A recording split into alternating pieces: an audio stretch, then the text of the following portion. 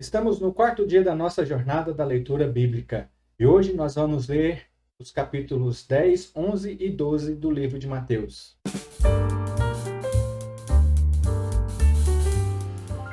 Os próximos capítulos que nós vamos ler, Jesus começa a mostrar então a sua autoridade e para o que ele veio aqui na terra. Vamos ler? Mateus capítulo 10 nos diz assim: Chamando os seus 12 discípulos, deu-lhes autoridades para expulsar espíritos imundos e curar todas as doenças e enfermidades. Estes são os nomes dos 12 apóstolos.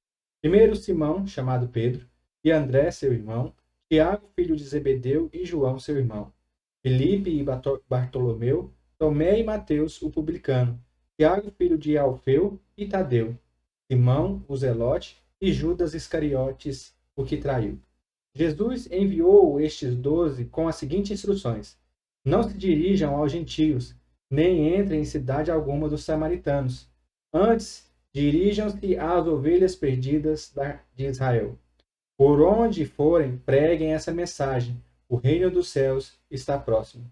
Curem os enfermos, ressuscitem os mortos, purifiquem os leprosos, expulsem os demônios. Vocês receberão de graça, dei também de graça.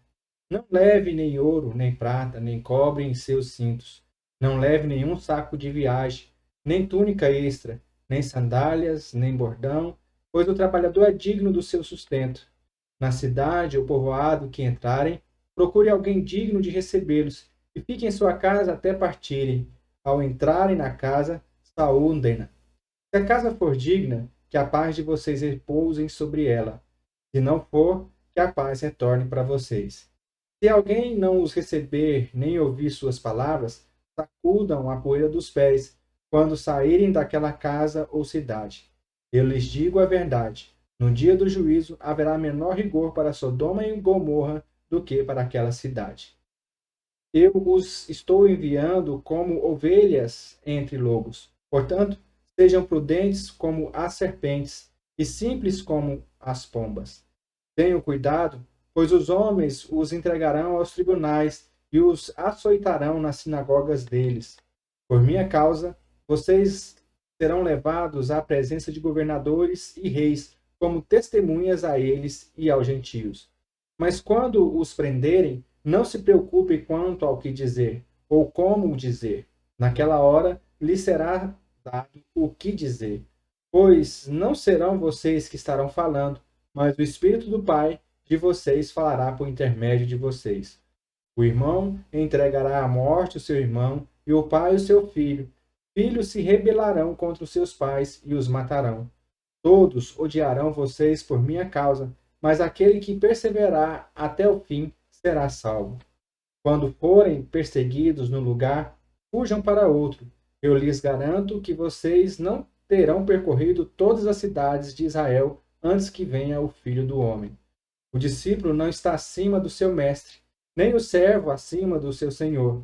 Basta ao discípulo ser como o seu mestre, e o servo como o seu senhor. Se o dono da casa foi chamado Belzebu, quanto mais os membros da sua família. Portanto, não tenha medo deles. Não há nada escondido que não venha a ser revelado, nem oculto que não venha a se tornar conhecido. O que eu lhes digo na escuridão, falem à luz do dia. O que é sussurrado em seus ouvidos, proclamem nos telhados. Não tenham medo dos que matam o corpo, mas não podem matar a alma. Antes, tenham medo daqueles que podem destruir tanto a alma como o corpo no inferno. Não se vende 2 pardais por uma moedinha? Contudo, nenhum deles cai no chão sem o consentimento do Pai de vocês. Até os cabelos da cabeça de vocês estão todos contados. Portanto, não tenham medo. Vocês valem mais do que muitos pardais. Quem, pois, me confessar diante dos homens, eu também o confessarei diante do meu Pai que estás nos céus. Mas aquele que me negar diante dos homens, eu também o negarei diante do meu Pai que estás nos céus. Não pensem que vim trazer paz à terra. Não vim trazer paz, mas espada. Pois vim para fazer com que o homem fique contra o seu pai, a filha contra sua mãe, a nora contra sua sogra. Os inimigos do homem serão os da sua própria família. Quem ama seu pai ou sua mãe mais do que a mim, não é digno de mim. Quem ama seu filho ou sua filha mais do que a mim, não é digno de mim. E quem não toma a sua cruz e não me segue, não é digno de mim. Quem acha a sua vida, a perderá. E quem perde a sua vida por minha causa, a encontrará. Quem recebe vocês, recebe a mim. E quem me recebe, recebe aquele que me enviou. Quem recebe um profeta, porque ele é profeta, receberá a recompensa de profeta. Quem recebe um justo, porque ele é justo, receberá a recompensa de justo. E se alguém der mesmo que seja apenas um copo de água fria a um desses pequeninos, porque ele é meu discípulo, eu lhes asseguro que não perderá a sua recompensa. Depois que terminou de instruir seus 12 discípulos, Jesus saiu para ensinar e pregar nas cidades da Galiléia. João, ao ouvir na prisão o que Cristo estava fazendo, enviou seus discípulos para lhe perguntarem: És tu aquele que haveria de vir ou devemos esperar algum outro? Jesus respondeu: Voltem e anunciem a João o que vocês estão ouvindo e vendo. Os cegos veem, os mancos andam, os leprosos são purificados, os surdos ouvem, os mortos são ressuscitados e as boas novas são pregadas aos pobres. E feliz é aquele que não se escandaliza por minha causa.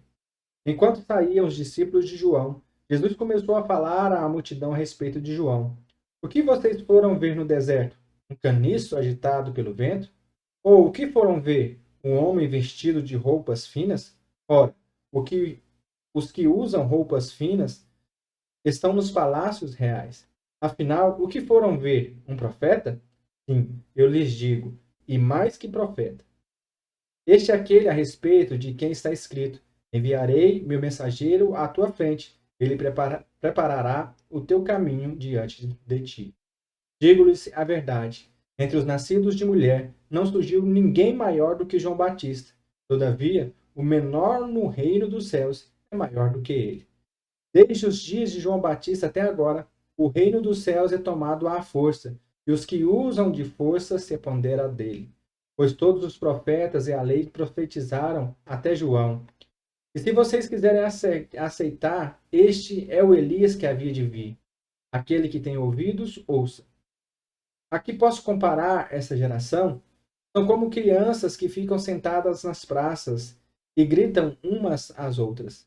Nós lhe tocamos flautas, mas vocês não dançaram. Cantamos um lamento, mas vocês não se entristeceram. Pois veio João, que jejua e não bebe vinho, e disse: Ele tem demônio. Veio o filho do homem comendo e bebendo, e dizem: Aí está um comilão e beberrão, amigos de publicanos e pecadores. Mas a sabedoria é comprovada pelas obras que a acompanham. Então Jesus começou a denunciar as cidades em que havia sido realizada a maioria dos seus milagres, porque não se arrependeram. Ai de você, Corazim! Ai de você, Betsaida! Porque se os milagres que foram realizados entre vocês tivessem sido realizados em Tiro e Sidom, há muito tempo elas se teriam arrependido, vestindo roupas de saco e cobrindo-se de cinzas. Mas eu lhes afirmo que no dia do juízo haverá menor rigor para Tiro e Sidom do que para vocês. E você, Cafarnaum, será elevado até o céu? Não, você descerá até o Hades. Se os milagres que em você foram realizados tivessem sido realizados em Sodoma, ela teria permanecido até hoje. Mas eu lhes afirmo que no dia do juízo haverá menor rigor para Sodoma do que para você. Naquela ocasião, Jesus disse: Eu te louvo, Pai, Senhor dos céus e da terra, porque escondeste todas essas coisas dos sábios e cultos e as revelaste aos pequeninos. Sim, Pai, pois assim foi do teu agrado. Todas as coisas me foram entregues por meu Pai. Ninguém conhece o Filho a não ser o Pai, e ninguém conhece o Pai a não ser o Filho. E aqueles a quem o Filho o quiser revelar. Venham a mim todos os que estão cansados e sobrecarregados, e eu lhes darei descanso. Tomem sobre vocês o meu jugo e aprendam de mim, pois sou manso e humilde de coração, e vocês encontrarão descanso para as suas almas, pois o meu jugo é suave e o meu fardo é leve. Naquela ocasião, Jesus passou pelas lavouras de cereal no sábado. Seus discípulos estavam com fome e começaram a colher espigas para comê-las. Os fariseus, vendo aquilo, lhe disseram: Olha, os teus discípulos estão fazendo o que não é permitido no sábado. Ele respondeu: Vocês não leram o que fez Davi quando ele e seus companheiros estavam com fome?